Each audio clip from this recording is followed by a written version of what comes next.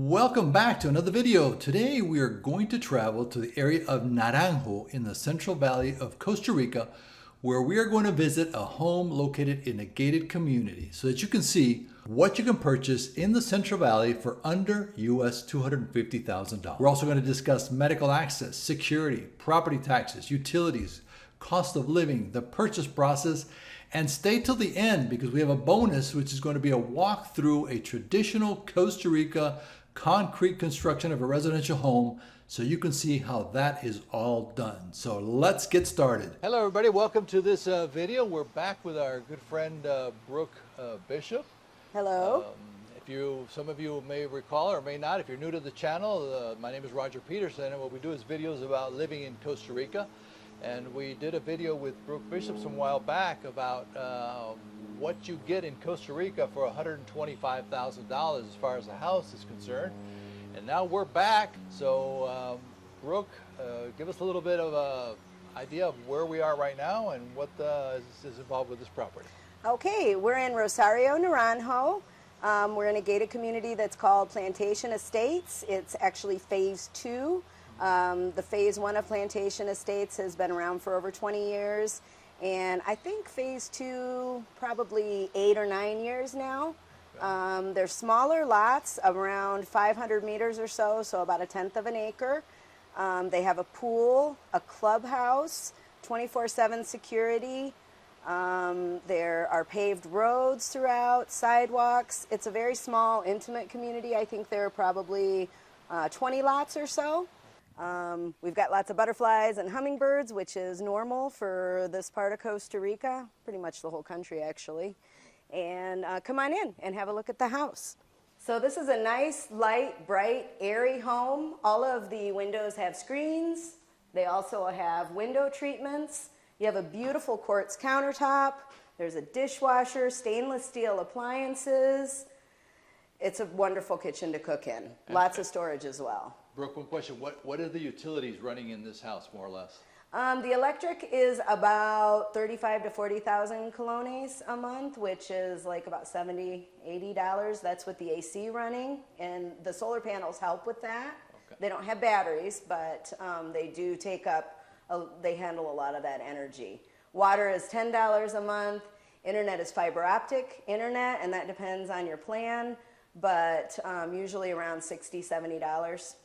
Yeah, the HOA fees are 55,000 colones, or a little less than $100 a month. Very reasonable HOA. It is, and it covers the maintenance of the pool, the gate, the security, and the maintenance of the common areas.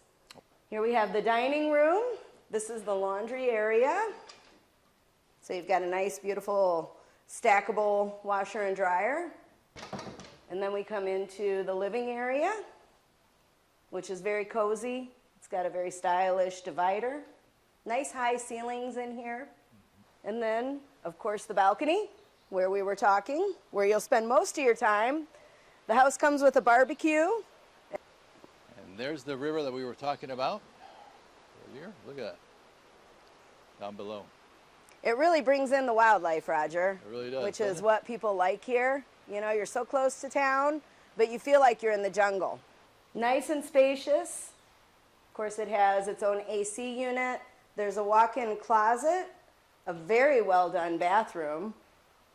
The other 2 bedrooms are located on the other side of the house, so that gives you good privacy if you have guests. And they share another beautiful bathroom. Both of the guest bedrooms have really nice closets, as well as little nooks underneath the windows to stash your stuff. This makes for a nice little office. Yes, it does. Nice lighting. AC as well, right up on there. This would be great for somebody that wants to come and work from home because it does have the great fiber optic internet. So I think this would be a wonderful home for anybody who wanted to come and retire and have a nice, relaxing retirement. Because it's in a gated community, you can lock it up and go for trips. You can travel the world. You can travel Costa Rica. Or it would also be good for people who are looking for an investment. If they would like to buy it, I can help them rent it out. And lastly, of course, it would be good for anybody that wants to work from home. Brooke, let's talk a little bit about, this is in a gated community. So what are the pluses of being in a gated community like this one in Costa Rica? Well, the obvious plus is the security. You've got the guard there. It's 24/7 security. The owners also have a clicker, so if you have a guest coming, the guard will ask them, where are you going? Other advantages are you can lock up the house and go. You can travel freely. You don't need to worry about getting a house sitter as you do in other places in Costa Rica. You've got the pool, which is a beautiful pool. You can rent out the clubhouse for a party. You can walk your dogs. And also, the neighbors and the sense of community that you find here. Yeah, and especially what I like about this one is the cost. I mean, $100 for HOA? It's really... That gives me the security. Hey, I think that's a bargain. It really is a bargain. I think that range of 100 to 200 is very reasonable for things here in the Central Valley. For the amenities, yeah. And also, one of the pluses of this particular gated community is that when you leave it, there's no traffic. Because this area is still, it's still small town.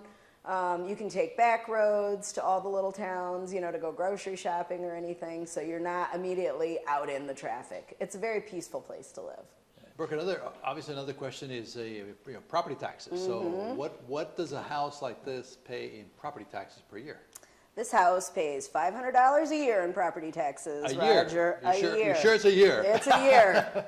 It's $500 a year in property taxes for this house. Wow, that's $100 in HOA, that's per month, and then $500 a year in property taxes. It's one of the advantages of living in Costa Rica. Your yearly taxes are generally very low. Yeah, so in a property like this, you could really live pretty well with an income of less than $2,000 a month. You really could definitely live in a house like this. Pretty comfortably. You really could. Yeah, absolutely.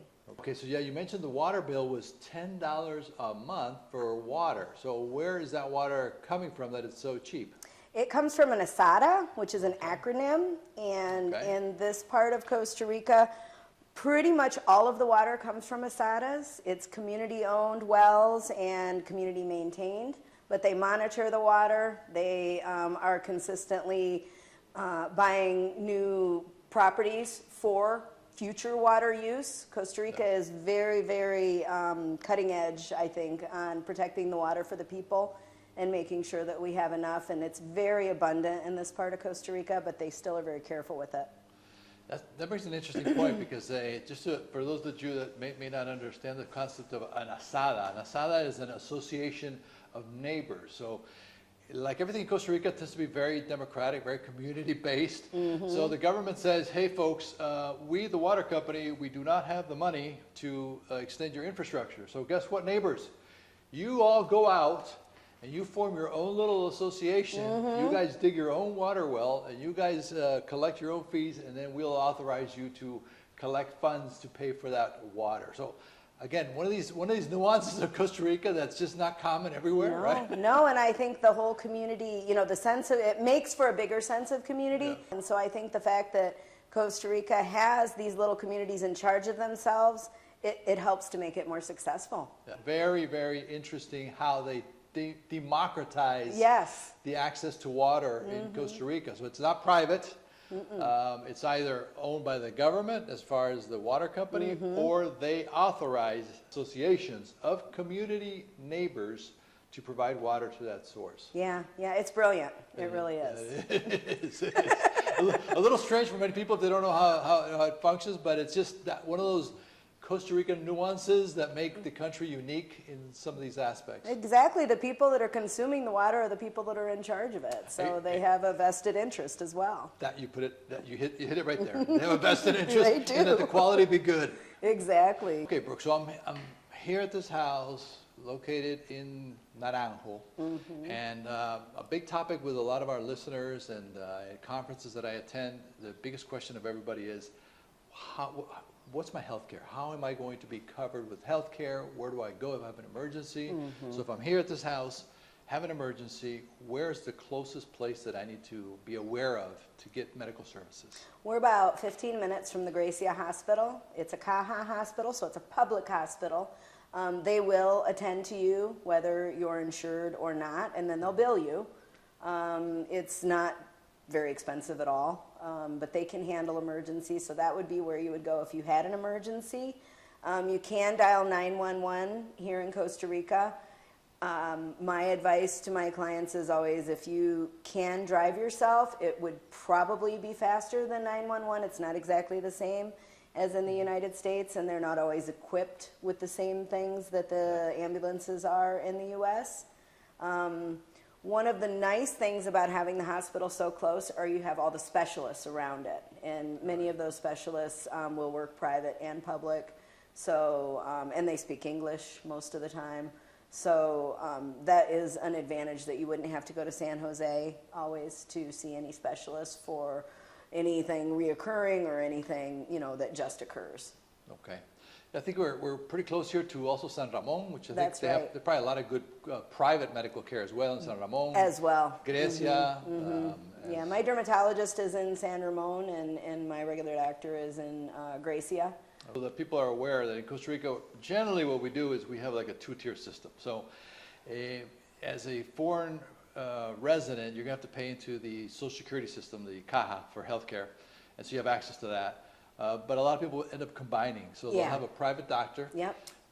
And then for emergencies, like Brooke mentioned, then you have the access to the public system. Now, what I generally recommend clients to do is here, doctors are very accessible. Yes, they are. So we have our doctor on WhatsApp. WhatsApp is just a chat. And so that's a lifesaver, because what I recommend to people is get yourself a primary care doctor, private, here in Costa Rica. Make sure you have their number on WhatsApp accessible, so that in case of an emergency, they can kind of guide you to where they want you to go. Exactly. Because it's so much better to show up when they're expecting you already, because your doctor has already issued instructions, than just showing up at emergencies. My experience. Exactly. Yeah. And even, you know, I have a great doctor. He does house calls. Okay. And he speaks English. House calls. I Wow. know. What concept is that in other parts of the world? And it's like $40, $45. And he'll also, since he's known me for so many years, you know, and he knows I don't like to create problems. If I have an issue, I will tell him my symptoms, and sometimes he'll PDF me a prescription, and I can just go into the pharmacy and pick it up. So, you know, it's really, the doctors here spend time with you, they get to know you, and if you do pay for an actual visit, you get that whole hour, and you can ask as many questions as you want. They're very down to earth and approachable. Yeah, that's a big plus, because you're right. Once you book that appointment, they're not rushed to go in and out, in and out, in and out. They're really there for, you know, for the full hour to say, okay, what can I do for you today? What can we check? And they listen. So it's it's a very interesting experience. I think that's a big plus of Costa Rica, as well as that access to the to doctors in a way that's probably you couldn't get them in many other countries. Not from what I hear. Yeah. Okay, Brooke. So another question. We on our website we have a lot of information about the buying process, and I've done videos on the buying process. But it's always good to go over it again, especially from a real estate realtor perspective, like yourself. And so let's say I am interested in this house. I want to buy this house. Brooke, sell me this house. What do I do? Well, the first thing would be to start negotiating. Okay. Right. So you'll let me know, like. We talk about price and, you know, how close the price point is to, you know, what is an accurate asking price, and some are better priced than others. So my job is to help guide you in a good offer, that we can do some back and forth and negotiating. And once we have come up with a price, then we will contact you, and we'll get the due diligence started. Some things that you need to think about when you're making an offer and when you're starting to negotiate is closing time. How long until you're going to be ready to close? When putting deposits, and making sure that the escrow company understands that when it says fully refundable, that it's fully refundable. That it truly is within the due diligence time normally. Exactly. Because that's one thing we recommend, folks, is that, you know, have a period there where your deposit is fully refundable, so you can do all your due diligence, do your home inspection, you know, allows us to do all the title search, and that way we're walking into a closing with everybody knowing exactly what you're expecting, what has been done, and what you're getting in a very transparent manner. Yeah, exactly. There should never be any questions up in the air at a closing. There should be no surprises. A smooth closing, as everybody knows exactly what's going to happen, and everybody should be happy at the end. And that's why we like to work with Brooke, because, you know, Brooke is one of those rare realtors that does a lot of the due diligence for you. She understands the property. She understands what you want. She's done her own research on the property to make sure that what she's listing has no problems. Yes. And right there, that does a lot of the homework for you, because you know that you're getting a property that's been pre-vetted by Brooke, and then once they turn it over to us, we do the legal vetting, and therefore, when you do the closing, the anticipation is that almost everything, you know, 99.9%, hopefully we flushed it out before they actually do the purchase. Exactly. If everybody's doing their job, then, you know, both the buyers and the sellers should come into closing calm, happy, and ready to move on with the next part of their life. That's music to my ears. What a closing! Most of my closing. That's what I strive. That's what I strive for in a closing. Exactly. I agree 100% with you. Stay with us till the end, because we're now heading over to the community center, and we're also going to tour another house that is under construction in this development, so you can see what a very typical Costa Rica concrete block wall construction looks like. So, and once again, folks, this is $100 a month for the HOA fees, and that gets you access to this community center here, access to the pool. You can rent the rancho out, have cookouts, whatever you want to do here. And this is really a pretty small community. You know, 27. The maximum it can grow is 27. Exactly, and that means that, you know, you don't have a whole bunch of people at the pool. I mean, most of the time, there's nobody here. What is this? Brooke the builder. I did build. There you go. I did. I built the second. For many years, a typical construction method used in Costa Rica has been using concrete block with steel roof supports and metal or tile roofs, such as what you're seeing in this section here. If you intend to purchase raw land to build in Costa Rica, be sure to do your proper due diligence and be sure to have a solid construction contract in place before starting. As always, thank you for watching the video. If you have any comments or questions, please let me know in the comment section. Also, if you have not subscribed, please do so I can continue to produce more content for you. I will put links in the video description to Brooke's contact information, as well as links to our free legal guide to the real estate purchase process in Costa Rica.